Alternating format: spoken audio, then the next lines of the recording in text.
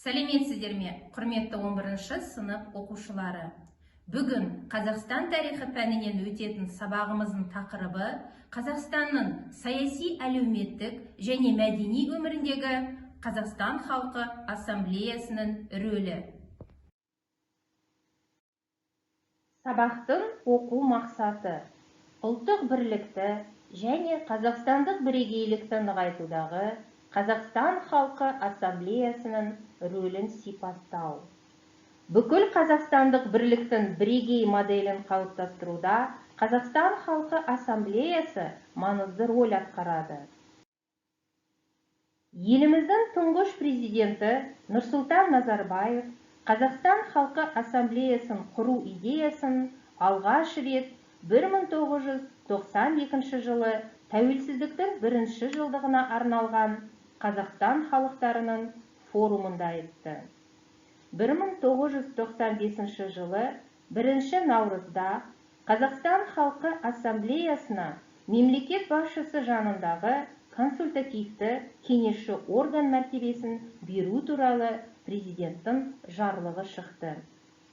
2007 жылғы мамыр айында Қазақстан Республикасы Конституциясына бірқатар өзгерістер енгізілді. Қазақстан халқы ассамблеясына конституциялық мәртебе берілді. Ол Қазақстан Республикасы парламенті мәжілісіне 9 депутат сайлау құқығына ие болды. Осы арқылы ассамблеяның қоғамдық саяси рөлі айтарлықтай артты. 2008 жылы 20 қаңтарда президент Қазақстан халқы ассамблеясы туралы әлемде баламасы жоқ заңға қол қойды. Қазақстан халқы ассамблеясы еліміздің саяси жүйесінің толыққанды субъектісіне айналды. Қазақстан халқы ассамблеясы басты міндеті мемлекеттік ұлттық саясатты іске асыру, Қазақстан Республикасындағы қоғамдық саяси тұрақтылықты қамтамасыз ету, мемлекеттік және азаматтық қоғам институттарының этносаралық қатынастар саласындағы өзара іс-қимылының тиімділігін арттыру болып табылады.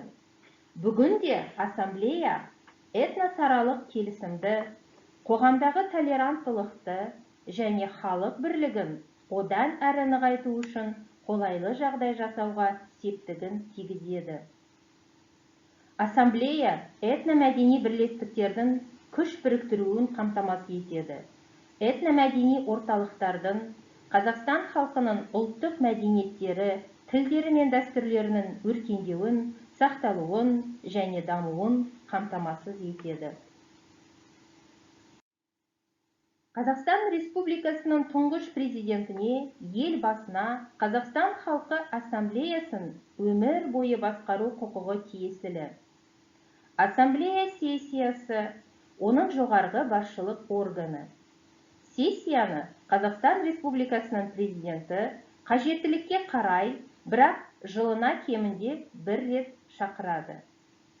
Сессиялар аралығындағы кезеңде Қазақстан халқы ассамблеясы басқаруды ассамблея кеңесі жүзеге асырады. Кеңеске республикалық этномәдени бірлестіктердің өкілдері, қоғам қайраткерлері, парламент депутаттары, министрлер, облыс әкімдер енеді.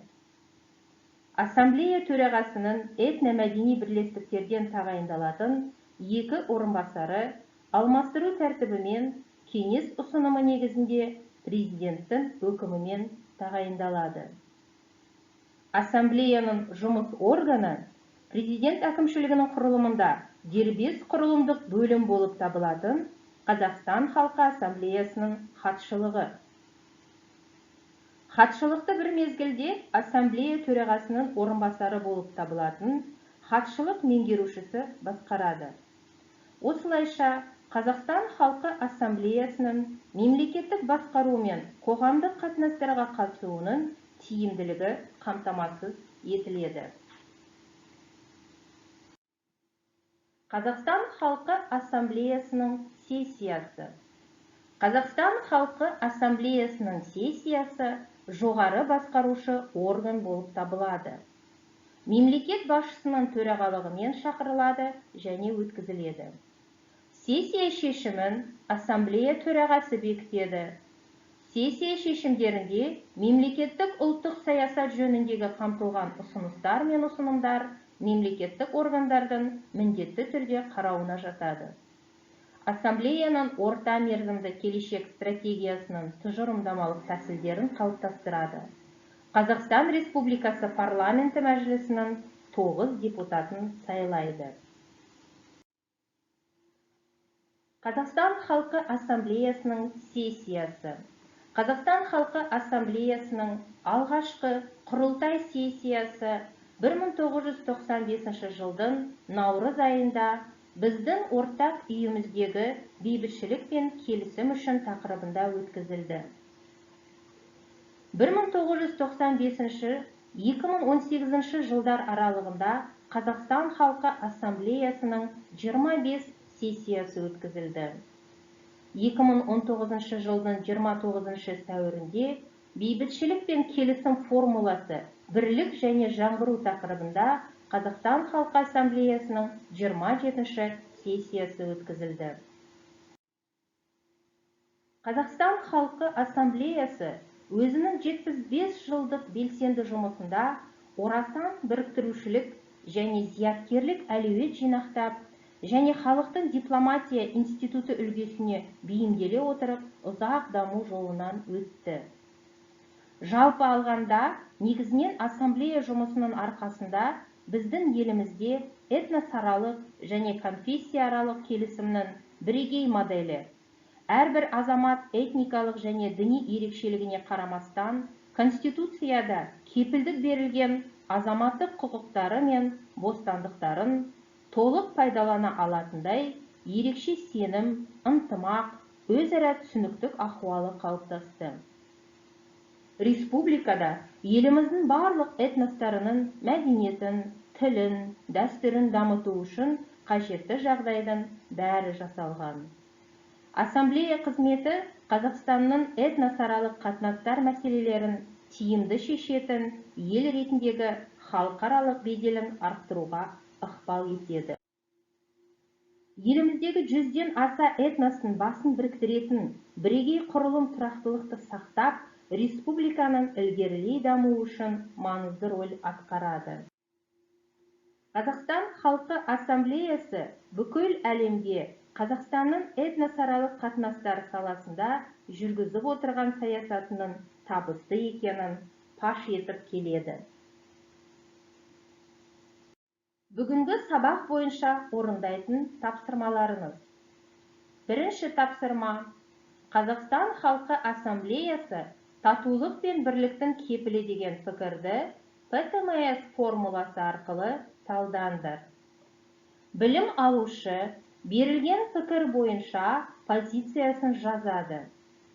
Берілген пікір бойынша позициясын түсіндіреді. Позициясын дәлелдеу үшін мысалдар келтіреді. Қорытынды жасайды. Екінші тапсырма: кестедегі ақпаратты пайдаланып, идея формуласы бойынша Қазақстан халқы ассамблеясының құрылуын талдаңдар. Білім алушы тарихи оқиғалардың себептерін анықтайды, сәйкесінше дәлелдерді сипаттайды, осы себептердің тарихи оқиғаға қалай ықпал еткенін түсіндіреді, осы себептердің маңыздылығына талдау жасайды. Осы тақырып бойынша қосымша ресурстарға сілтеме. Осымен сабағымыз аяқталды. Келесі сабақта кездескенше сау болыңыздар.